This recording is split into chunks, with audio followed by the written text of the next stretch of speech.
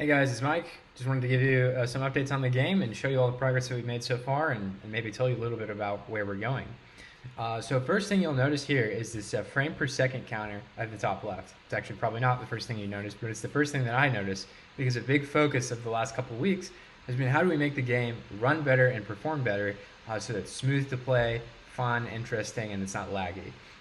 That's been something that we've needed to focus on for a while because we've been building so much and adding so many models that look fantastic that we also need to consider performance, especially as we look to the far future where we want to start adding some multiplayer functionality. So we spent a lot of time optimizing this. You'll see that frame counter at the top left is showing about 60 frames per second right now. Actually, when I turn the screen recorder off, I get as high as like 120, sometimes like close to 200. And that's just primarily because, okay, we've done a lot of work to optimize the game.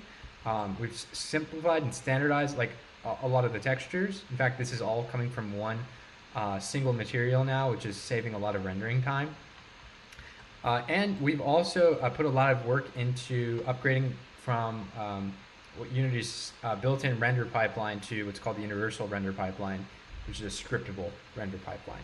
Render pipeline is basically just instructions to the game to tell it how to draw each frame of the game. And if we have more control over those, we can tell it certain things to make it draw each frame faster. And that's how we get more frames per second. Makes a lot of sense, right? So we made a lot of improvements there. We've also made some improvements in the UI. This is a pretty bugged version of the UI. I'm sort of showing you work in progress type stuff. But you'll see here we have these weapon status indicators, which actually kind of show you where the guns are pointing at any time. And then they will also kind of show you reloading when that happens. So we've got that on the roadmap. It's very close to being done. You'll see the frame drop when we look at some more of these ships here. That's something we're going to be fixing. But you'll also notice that the colors look a little like different if you kind of have played previous versions of the game. And the reason for that is that switch to the new render pipeline, the addition of some new shaders, and we're going to continue to improve those and make them even better, obviously, as we go. And then you also notice a mini-map here. So that's new. It looks kind of bad right now, but now that we have it actually working, we can make a lot of improvements to it. And if I hit M, I can actually see a world map of, I'll go back to that, every item that's in, every ship that's in the game. Blue is your team. The enemy should be red. They look kind of weird right now. And your ship is also shown there as well. So that'll be coming pretty soon. We've got some updates to some of the weapons behaviors. We'll be working on that. And then you can also hit H to sort of overlay the objective and kind of see the controls. So that might be helpful if you forget how to play. But we also, are continuing to make the UI more functional. So that'll be hopefully unnecessary for a lot of people. And the last thing I want to talk about is sort of like, well, where we go from here.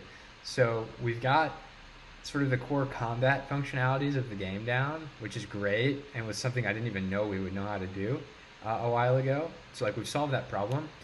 And now we really need to focus on, like I said, the performance, like cleaning up things as they are right now. And we also need to focus on like, well, how do we actually want this thing to run and be played? So Jim and I have had a lot of conversations about this, and I think the correct move, frankly, is to ditch. Oh, we lost. That's funny. So we also have defeat and victory screens now, so you'll be able to see that in the future. But Jim and I have talked about this. We really want to make the game the best it can be, and we're pretty confident now, having a lot of experience with Unity's WebGL builder and that platform. That web is not the platform to go with. So we'll actually be working with for standalone versions of this game that you can download and play. They actually run as applications on your computer. I'll be writing an installer for that later this week, I hope. And we're going to be using a platform called itch, itch.io, not Twitch, but itch, to get them to use. So just stay tuned for more updates on that. I think it's going to deliver a much better performance and make the game more enjoyable for you to play. So I'm pretty excited about that, and hope you are as well. So more to come on all of this, but just wanted to give you an update. I hope you find it interesting.